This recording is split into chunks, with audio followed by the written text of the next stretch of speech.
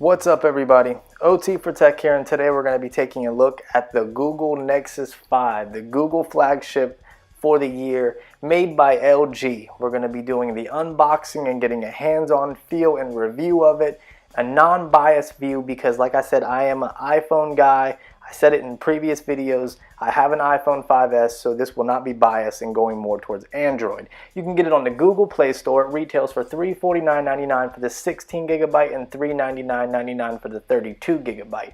It comes in white and black, and inside the box you get some paperwork, the data cable, along with a charger. It is a micro USB charger, so it should be able to be used with the rest of your other micro USB charging devices.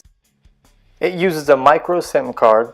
It has Corning Gorilla Glass 3, a true HD IPS Plus capacitive touchscreen measuring 445 ppi pixel density, and it is a 1080 by 1920 screen. This is a beautiful screen. We'll get more into that in a minute. You can get it for T-Mobile and AT&T GSM networks, but let me say that it does have the ability to work with CDMA.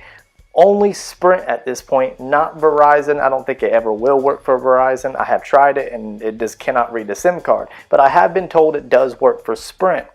It offers a Qualcomm 2.3 gigahertz Snapdragon processor, the Adreno 330. It's a quad-core 2.3 gigahertz processor as well.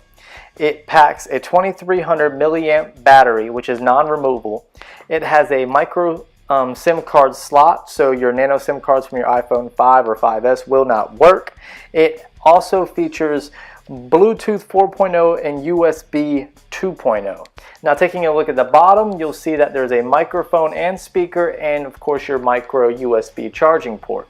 On the sides you'll find your volume rocker along with your power button. At the top you have your headphone jack and a noise cancellation mic. Flip it over on the back, you have the 8 megapixel camera with optical image stabilization and LED flash. And below that you have the beautiful Nexus branding, and you have the LG branding, of course. Back to the front, you have at the bottom you have your LED notification light, and at the top you have your white speaker along with your front facing camera. It's also important to add that the memory on this phone is non-upgradable. Your micro SD cards will not work. Now back to the camera. The camera is just your basic camera, but it works quite well, especially now that I believe they have updated the camera with the 4.4.1 update. I have not received it yet, but I've heard nothing but good things about it, so good job Google. Now you have your basic functions like your HDR, HDR+, you have flash, you can switch it to your front facing camera, you have panorama, and you also have the Google Sphere option along with recording videos. It is pinch to zoom, and you can also tap on the screen for your focus. And it, like I said, it works pretty well. It's just your basic camera. Now like the iPhone, you can also use the volume up switch to take a picture, which is interesting because I thought that Apple owned the rights to this feature, but apparently Google has thrown it into theirs. So here are just some examples of the photos that it takes.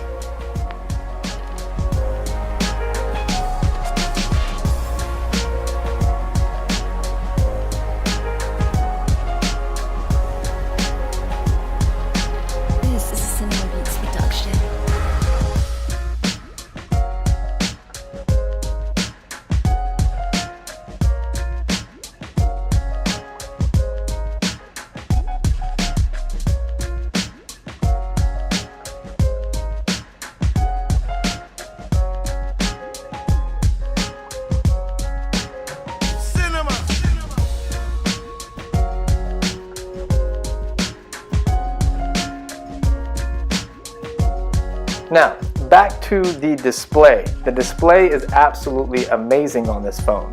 It is a 4.9 inch display, 1080 by 1920 pixels, 445 ppi, and it has Corning Gorilla Glass 3, which means it can withstand almost all of your scratch resistant qualities that you will find in an excellent screen protector, but then again, you know, sand and some small particles that get into your pocket can still scratch it.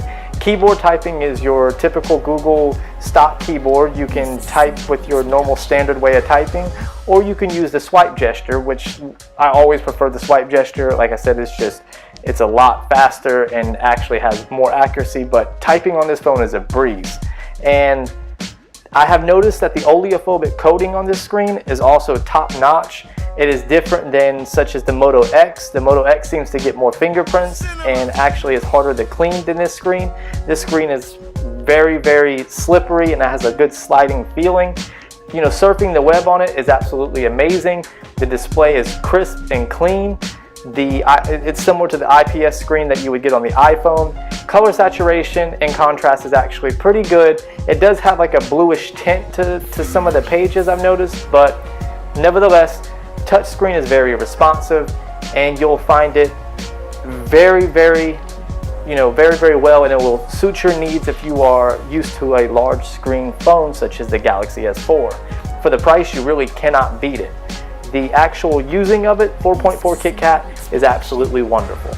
Playing games on this phone, you know, the Snapdragon 800 processor is more than enough power to let you play the most powerful games or power-hungry games out there.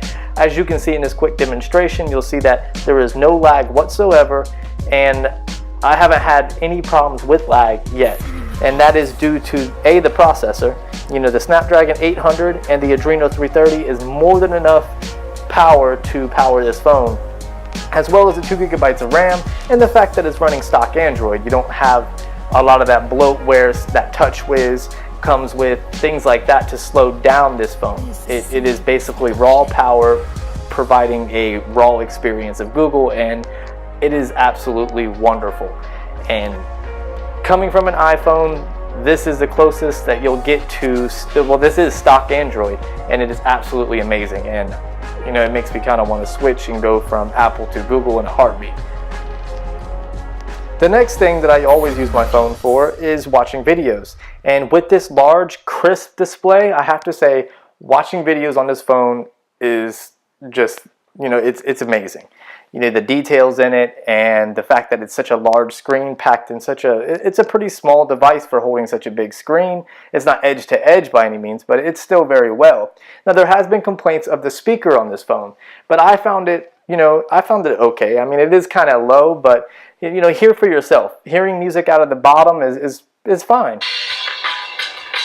I don't read the newspapers because they all have ugly print.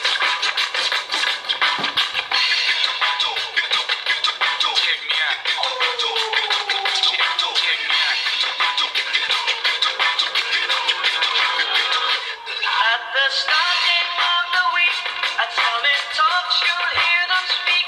The 2300 milliamp battery was enough power to get me through the day, and then a little bit. You know, these are the stats that I got off my battery, and granted, this was also with min to moderate usage. I have another phone, so I was using that, but still, that's not bad at all.